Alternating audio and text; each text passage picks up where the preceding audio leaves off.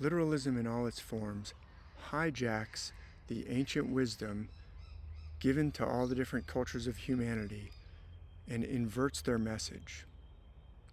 It may seem benevolent in some ways. It may seem to have good aspects to it. But I would argue that all the good that comes from it comes from the beauty and truth in those ancient scriptures or in those ancient myths. And the literalist part is not necessary for that beauty and truth. In fact, the literalist part hijacks it and takes it on a different and much more destructive route. But literalism presents itself as benevolent. There's a rather famous and popular saying that I heard many times when I was in a literalist Christian church that goes like this. Christianity is not us trying to say that we're better than you. No, Christianity is just one beggar telling another beggar where to find bread. That's how it's usually expressed. The original quotation comes from a pastor named D.T. Daniel Thambiraja Niles, who lived from 1908 to 1970, and in 1951 he wrote a book where he said, "Evangelism is witness." Evangelism meaning trying to convert people to literalist Christianity, trying to tell people that they need to believe in a flesh and blood Jesus. When I say literalist, I mean taking all those different stories as if they are about flesh and blood characters, which they're not.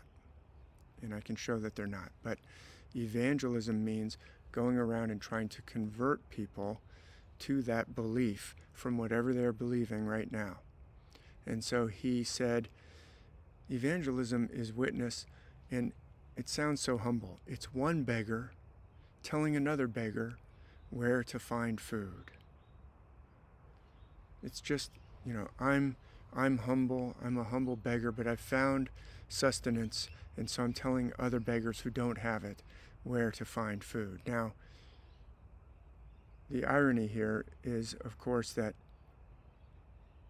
Daniel D.T. Niles, he's from, in that time it was called the Kingdom of Ceylon, or the Independent. It was independent during his lifetime, but it was colonized and given the name Ceylon it was colonized by imperialist Portuguese, and then Dutch, and then English, and exposed to Christian evangelizing. But nobody there was originally Christian, if you go back far enough in the past.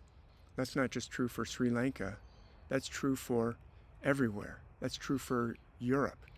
If you go back far enough, nobody was originally literalist Christian. This is a new concept, new in regard to the ancient wisdom that it hijacked, that then came along and started trying to conquer the world.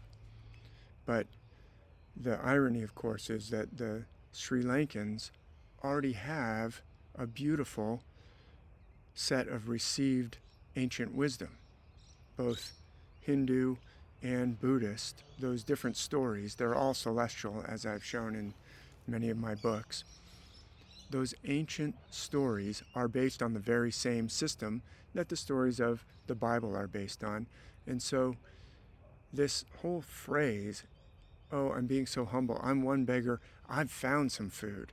So those who don't have my food, they're another beggar who doesn't have food. See, he's saying that basically the people of Sri Lanka, or wherever, that don't believe in a flesh and blood Jesus, they're beggars. They're in a lower condition, and I'm going to have to point out where to find food. But the people of Sri Lanka have beautiful ancient wisdom traditions that go back many thousands of years. They're not beggars without their own set of sacred traditions. So this whole quotation is actually, I find it, a kind of false humility and a false painting Christianity as if it's just this benevolent, humble, going around and telling just one beggar telling another beggar where to find food. Excuse me? Says the world's ancient wisdom. Christianity is a hijacking of the world's ancient wisdom, so let me propose a different metaphor. Since coming out of literalist Christianity, I've often thought of a better metaphor might be that Christianity is really, it's like people sitting around eating food. This is an interesting engraving here because it's actually titled "The Prodigal Son Feasted on His Return," which is after a Bible verse. So this very illustration has a biblical kind of theme. I don't know if this is actually about, this young man came back to his family after being out and carousing like the prodigal son in the story, but this has the very illustration has a biblical kind of a theme to it. In other words, hey, he came back to our table and we're going to feast him. But in my new metaphor that I would propose in place of the one that we were just talking about, they're having a delicious feast of old tires, and the table is piled with these old rubber truck tires that have been sitting out in the sun for years, out in the field for years, and they're sitting down with their forks and their knives and they're chewing on the tires and they're saying, "Oh, this is the best meal ever." I would say that literalist Christianity, when it says, "Oh, it's just one beggar telling another beggar where to find food, they doth protest too much." It's really like one beggar eating a rubber tire and saying, "Oh, this is so good," and trying to convince themselves that it's so good, and the more people they can get to also eat tires, the better they feel about themselves, that, yeah, I'm really eating something that's good here, when they're having to continually get more people to eat tires so that they don't feel like they're making a terrible mistake. And this young man, he's come back to the table and he's being given these wonderful meal of old terrible tires, and he's looking around at everybody saying, "Oh, this is just the most wonderful feast I've ever seen." And he's thinking, I wish I had some delicious passion fruit sponge cake. But no, heaven forbid, you're not allowed to sample other food, because if you did, you might discover that eating tires is simply not palatable. Do not eat the passion fruit sponge of the world. Don't go out there, isolate yourself from that, because we don't want you to get the idea that eating tires isn't the very best. In fact, go find some of your friends. The more people we have eating tires, the better we'll feel about ourselves. Okay, I know it's a negative metaphor, but the fact of the matter is that there are many negative aspects to literalism. When you look at it, it's actually a kind of a mind control cult in which you are not allowed to look outside. It's portrayed as being dangerous, and if you try and leave, like a cult, there are some very heavy threats that are leveled against you. And chief among them, of course, is this doctrine of a literal hell, with literal hellfire, an eternal place of punishment in the eternal flames of hell forever. That's what eternal means, so it's a bit redundant that I'm putting this here, but to drive home the point, after you die, you could go to hell forever with no possibility of escape. That's if you turn your back on this feast of literalism. I'm not saying that the scriptures are old rubber tires. No, nobody would join that cult if the scriptures weren't full of truth and beauty. They are. But when you interpret them literally, you turn them on their head. It's not a literal hell, and it's not about flesh and blood people who lived thousands of years ago. It's actually about you and recovering yourself And people who are looking to recover their self, which is just about everybody in a traumatizing society, are drawn to it for that reason, because they instinctively feel it is talking about this. They instinctively know these stories are dramatizing this. I do feel that they are addressing this issue. And yet, when you take them literally, they invert the message. They turn it into being about people who are outside of you. If they're literal flesh and blood characters who lived thousands of years ago, then they're outside of you just by definition. It's actually all those figures, the 12 disciples and Jesus, are in your own inner landscape. Joseph and his brothers who bury him and sell him into bondage, your inner landscape. That's what it's describing. The suppression of your own true higher self, or because it's buried, your deeper self, just like Jesus is buried. And those different disciples, they all have these different characteristics. The stories are about our own inner landscape and recovery of self, no matter what has been done to us, no matter what trauma we've endured, no matter how much you chop self up into pieces and bury it, like in the story of Osiris. He gets cut up into pieces and sent down to the underworld. Self is indestructible. That's what these stories are about. They are a metaphor. And hell is a metaphor. It is not a literal place of eternal damnation and burning forever in punishment if you don't believe in a flesh and blood Jesus, and if you don't do what the church tells you to do. This is all celestial metaphor. And my books and my videos and my online courses go into it in much greater depth. There's absolutely no doubt, with the abundance of evidence, that the Bible is based on the stars, in common with the other ancient myths given to humanity in all cultures, including the ancient myths of Sri Lanka and ancient India and around the world. So, this doctrine of hell is not just held over people's heads in cults. It is absolutely still present in many of the biggest mainstream literalist Christian churches, where they say that they believe a person's eternal destiny is determined by believing in or rejecting Jesus Christ. A literal flesh and blood Jesus Christ is what they're talking about, historical, and his sacrificial death on the cross, historical, in literal flesh and blood history. That's what they're talking about. If you believe or reject that, that will determine your eternal destiny. So all the other things that they talk about, all the good aspects of being saved and salvation, relate back to this point. So this is actually central to all their other supposed benefits. And yet it is false. It is a misinterpretation of the ancient scriptures. But as you can see, they argue that those who believe are forgiven, eternal life with God in heaven.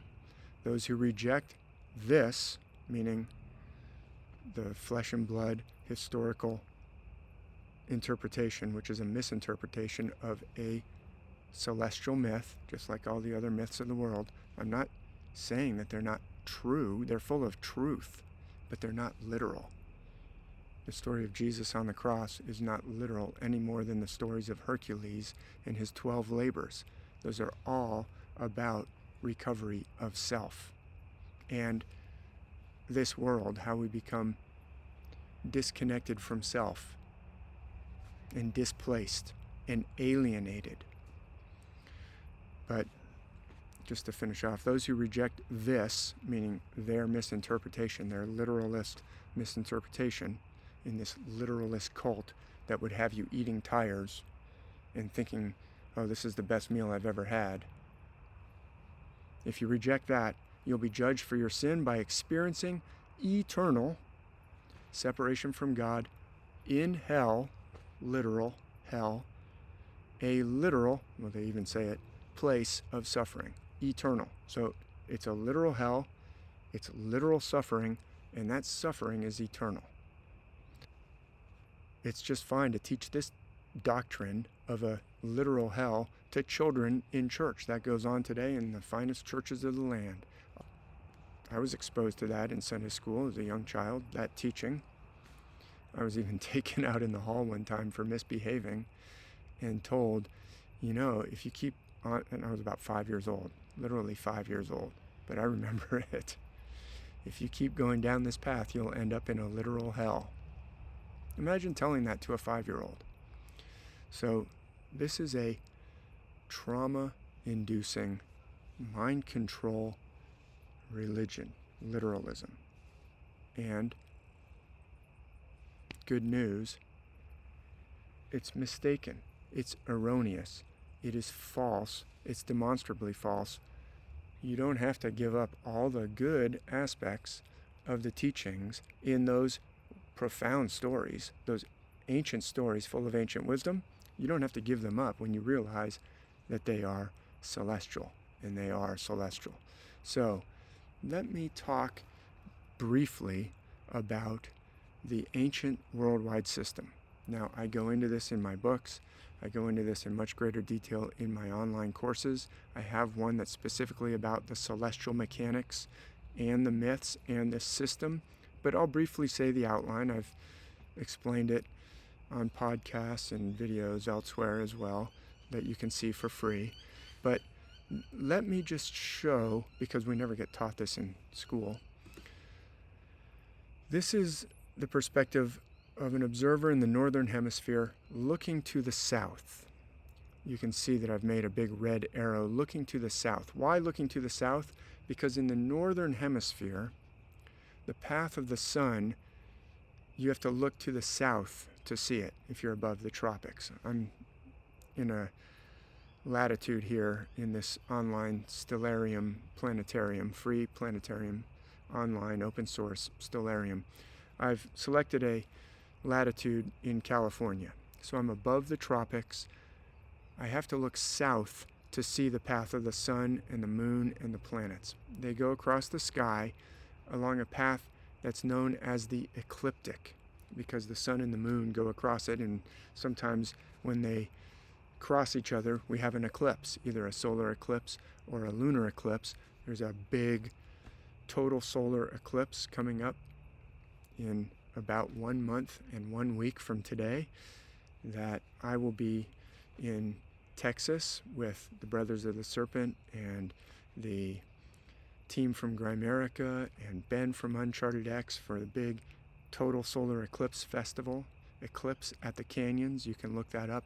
But the path of the ecliptic, so-called because eclipses happen along this path, the sun, moon, and planets travel along this path, goes along a band of background stars that are known as the zodiac. And in the northern hemisphere, you have to look to the south to see that, if you're north of the tropics. In the southern hemisphere, where I am right now in Australia, you have to look to the north to see the ecliptic. It doesn't run directly over Earth's equator. In fact, it doesn't run across the celestial equator. It moves back and forth. Celestial mechanics, I'm not going to get too into that, although it does relate to what we're going to talk about in heaven and hell. But in this still video, let me just orient you to what I'm about to show on stellarium. I'm going to actually show you some live stellarium in a minute, but let me get you oriented to what we're looking at. We're looking to the south. The sun, I've put the time at noon. So the sun is at its highest point. It's at noon. I know you see the stars and you're saying, why are there stars at noon? I've removed the atmosphere so you can see the stars, but the sun is right there in actually the constellation of Aquarius. The sun is in Aquarius, and this is where the sun is today, March 1st, when I'm making this video, in Aquarius. But as we go through the year, which is what I'm going to show, the sun will move through the year. In the Earth-Sun dance, the background stars will change throughout the year as a function of our Earth-Sun dance. So from Aquarius, in about a month's time, the sun will no longer be rising in Aquarius anymore, but will rather be moved to Pisces, or you could think of it as the background stars will have moved behind the sun. Either way, the sun will no longer be in Aquarius, the sun will be in Pisces. It's going in the direction of that orange arrow that I drew, which roughly shows the path of the ecliptic through these background stars. There's Pisces. The next one that it will go into is Aries. The next one that it will go into is Taurus. If you're familiar with astrology, you'll know this progression, you'll know this order. This is the order of the heavenly cycles throughout the year. And the last constellation there, Taurus, is the last one you can see on this screenshot. But if we were to continue, you would next see Gemini. It's not there, I'm just putting the word up on the screen. Then Cancer, then Leo. It's going through these background stars. Then Virgo, coming around. It's a great big circle, of course. Then Libra, and as we come around and we get to Scorpio, then the sun is gonna complete the circle here and come up after Scorpio. It's going to come up through Sagittarius, which is that constellation right there on the horizon, and then Capricorn, and then back into Aquarius. So it's going to do this throughout the year, and then I'm going to show this in Stellarium. Let me just show you what this looks like.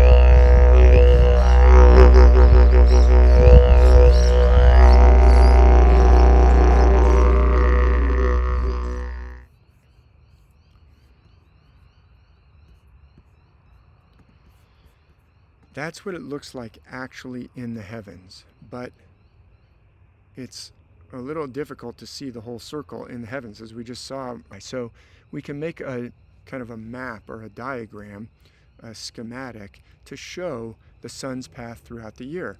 And that's called a zodiac wheel or a zodiac diagram. And this one is from the early 1600s, the first decade of the 1600s. It appeared in a book in the 1600s. I like to use this one. It actually maps it out going in a clockwise direction. Many others do it in a counterclockwise direction. Does that matter? No, this is like a piece of paper. The sun is not actually going around a little piece of paper. It's going through the heavens. We're just showing how it goes. So this is Aquarius, where it started in that. Remember, after that it went into Pisces, then Aries, then Taurus. So this diagram is showing you the order. Then Gemini, these are the symbols from the early 1600s. Cancer, the crab; Leo, the lion; Virgo, the virgin; Libra, the scales or balances; Scorpio, down to Sagittarius; Capricorn, and then back to Aquarius. And so the direction, obviously, that we're going is clockwise on this particular diagram. And I drew this arrow here because at this particular time of year, where this arrow is traversing, the sun is going from the upper half. You can see this is laid out, the upper half to the lower half. It crosses that line that I've drawn in. I've drawn in an orange dividing line.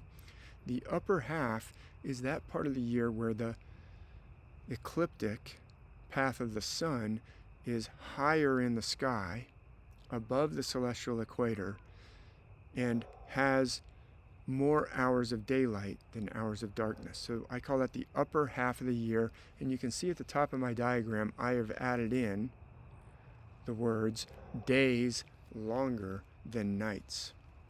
And in the ancient worldwide system, that can translate into things like heaven as opposed to hell, or the promised land as opposed to the land of bondage in Egypt in the stories of the Old Testament of the Bible, or in the Trojan War, the land of the Achaeans, the Danaans, the Greeks, as opposed to the land of Troy in the Trojan War. These two sides are battling each other. In the Mahabharata of ancient India, there's the battle between, on the great battlefield of Kurukshetra, between the Pandavas and the Kauravas. So this interplay between light and dark has to do with this great cycle of the year. There's other cycles too, the processional cycle. We won't go into all the different cycles. But this plunge down that happens between Virgo and Libra, that's a plunge down into the lower half of the year from a northern hemisphere perspective. That's the half of the year where nights begin to be longer than days. And if you look down at the bottom, I've written down there, nights are longer than days. And that happens in between Virgo and Libra in this particular age. We won't get into the ages right now, but that lower half, which one do you think would represent this incarnate life? The upper half of warmth and summer, or the lower half of cold and winter? Well, if you said summer and warmth, and then after we die we go down into the land of cold and gloom and darkness, you'd actually be wrong. There's a great thinker named Alvin Boyd Kuhn who realized the ancient system uses that lower realm to represent this life. This is the life of darkness and suffering and struggling down here in the lower elements of earth and water. Our bodies in the esoteric traditions are described as being made of clay, not just in the Bible, but in the Greek myths. Prometheus brings the fire to the men and women who are made of clay. Earth and water, the lower elements. We're in the lower realm down here. So as we go down, it's like the realm of water and earth. Up there in the upper half, that's fire and air. And you can even see on this old zodiac wheel, they're talking about fire and water and the interplay in the Latin inscriptions there, but we won't go into that. So we plunge down into this lower realm, this difficult crossing of the lower realm in this life. And as we go down, we get deeper and deeper till we get all the way down to basically the lowest part, the lowest point. And that's where there's a turning and a movement back upwards. And that is the second birth. That is the recovery of spirit. But it's also, if this was just about, well, we're born into a body and then we go through life and then we die, and in there we have this recovery, a second birth, but why do we need all these myths for that? We need all these myths for that because in this plunge downward, we become alienated from self to a degree that we don't even realize that it's happened. So this whole depiction is not just about birth and then life in the body and this veil of tears down here in the lower realm and difficult life, and then eventually you die and go back to the spirit realm. We don't need a bunch of myths to tell us that that happens, because we all know that people are born and then they live and then they die. That's pretty obvious. What we need is recovery of self, and that's not obvious because we're so alienated from self that we don't know that it's happened. Now, all these different zodiac signs on the wheel or constellations, they're all associated with different gifts. If you know astrology, you know the characteristics of Aries, the characteristics of Taurus, the characteristics of Gemini, and we each have a different mixture of those gifts. We each have different ingredients. We probably have some aspects of almost all of these in our internal makeup, but we all have this higher self that is suppressed, and that's what the myths are depicting. Now, let's get back to the literal hell. Down here in the lowest realm, the lowest area, as we're going down to that lowest point before the rebirth, the second birth, we are going down from Libra, down to Scorpio, down to Sagittarius, and then comes the turning and the second birth. That is the deepest, darkest, least light. This whole lower realm is actually hell. Hell is not talking about somewhere you go after you die. It's talking about the conditions of this life. And I talked about that in my other video. If you want to get into it, I've talked about it using some of the metaphors from the Norse mythology to prove that point. But trust me, this life in the body, the ancient myths use the lower realm to describe that, and the metaphors and descriptions of hell in the Bible are all using this same imagery. Let's see some of that. Also, before we leave this diagram, let me just point out that the Milky Way doesn't go around the circle, it cuts through the circle. And it actually rises in between Scorpio and Sagittarius. It's a big ring, the galaxy that we're in, and we see it turning across the sky. And the Milky Way's brightest and widest and most important region is right in between Scorpio and Sagittarius. That's actually the lake of fire. That's the lake of fire. But Scorpio and Sagittarius, it's important to note that the Milky Way goes right up in between those two particular constellations. So now let's take a look here at a very important passage in the Gospel of Mark, where the figure of Jesus is talking about hell in very explicit terms. And he says these things like, it's better if your hand offend thee, if thine hand offend thee, cut it off. It's better to enter into life maimed than having two hands to go into hell, into the fire that never shall be quenched. And then in the next verse, this is a part that's repeated several times, where their worm dieth not and the fire is not quenched. Now let's take a look at the night sky.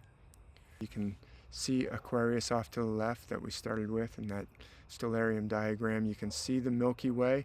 The Milky Way is rising up in between Scorpio and Sagittarius. There's the Milky Way, and there's Sagittarius. Now this is what Jesus is talking about when he says, where their worm dieth not, and the fire is not quenched. The fire that is never quenched is the galaxy, our Milky Way. It's always there. It will not be quenched. The galaxy that we look out into, the Milky Way, that is the unquenchable fire, and Scorpio is the worm that dieth not. It's right there in the fire that is not quenched. Okay? Now, the figure of the devil is actually depicted in Western tradition in symbology that relates to this very region of the sky. Remember, we talked about this is the lowest part of the journey. We're heading down to that lowest point. When we get to Scorpio and Sagittarius, we're at the lowest point. The turning point happens basically in the age of Aries between Sagittarius and the next sign is Capricorn. What is Capricorn? Capricorn is a goat. So Sagittarius is like a herdsman or a shepherd watching over a flock of goats. Does the devil have goat imagery? Well, yes, he does. The goat-footed imagery of the devil is related to Sagittarius and Capricorn. I'm going to show you there's actually a grouping of stars near Sagittarius that could be construed as the diabolical tail of Sagittarius.